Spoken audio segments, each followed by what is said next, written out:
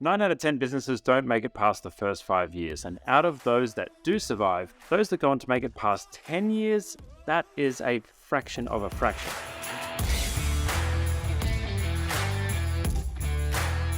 So how do you make sure you're not one of the ones that dies out? How do you make sure you're not one of the ones that goes poo-poo? Well, you've got to, number one, start to think with some contrarian thinking. If everyone is going one way, if everyone's zigging, in some areas of your business, you've got to zag.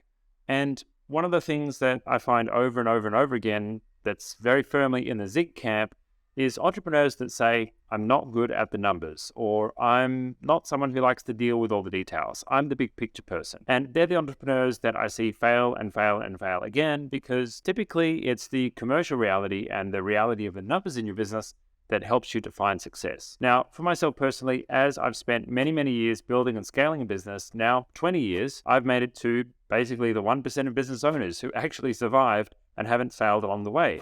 Now, I've had challenges and I've had failures, but it's not to say that I haven't had success along the way for, in my opinion, a very, very particular reason. And that's that I got very, very good at the commercial realities of my business. And I made that my aim to get good at finance and get good at contracts and get good at legals and get good at all of the boring operational stuff that makes a business work. And I think that's been a key to my success. Now, I want to talk a little bit about metrics in the business, leading metrics versus lagging metrics, because these are pretty darn important for you to get right. And a student of mine asked me, well, what's the difference between leading metrics and lagging metrics, and how can I know which are the difference? Key things to know about these metrics is that leading metrics are measuring what's going to happen. Lagging metrics are measuring what happened. And they're important for different reasons. Leading metrics are really useful to help you see how you're going against your goals.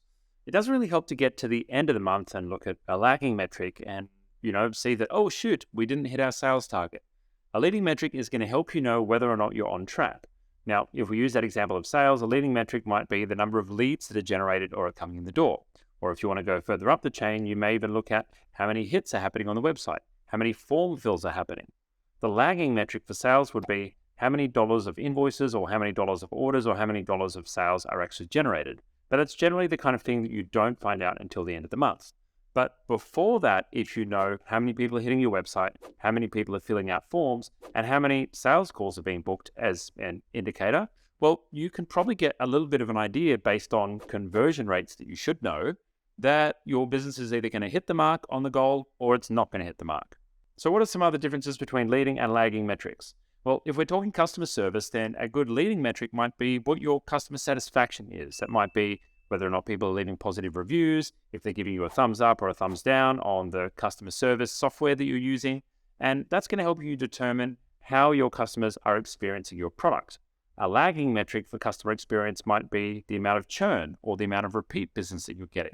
That's not something that you can really change on a day-to-day basis, or not something that you get data on a day-to-day basis, because it's not until after it's actually happened that you get the data. Hence, a lagging metric, because it's lagging behind. Lagging metrics are really useful to show us where our areas for improvement are, because they help us spot what needs to change inside the business based on the performance of a business. You don't really know what to fix until you actually get to the end of the month and you look at the lagging metrics, so you know how the business is performing and what areas your focus should be on. Let's talk about another relationship between leading and lagging. Take employees for an example. You can get an idea of what employees' happiness scores are by asking them in a survey or doing check-ins with managers and getting them to give you some feedback on how they're going in the business. But it's not until you get the reality of calculating your churn and the number of employees that actually move out of your business and onto other jobs that you get an idea of how well you are actually retaining your talent. Unfortunately, with something like employees, you might not really know until someone's actually left the business. However, getting feedback on an exit interview is still very important.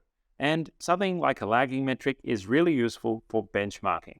If you know what your employee turnover is, you can actually compare that lagging metric to the rest of your industry. And you can get a pretty good idea of how you measure up to your competitors, which would let you know whether or not you should be working on improving that score.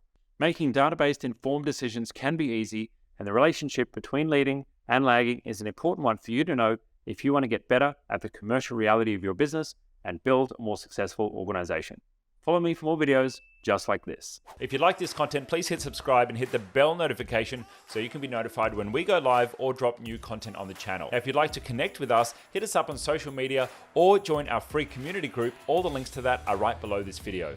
If you'd like to learn more about Google Workspace and the technology ecosystem, you can join our free Genius Academy by transferring your billing across to itGenius. Or you can join a Workspace Basics Bootcamp. Now, if you're a business owner and you're interested in an audit on your technology stack or your Workspace account, or you're looking to do a project in the tech world, well, you can take advantage of our free consultation. And if you need help right now, then consider joining Concierge or taking up a quick fix with our team for professional support for your tech stack.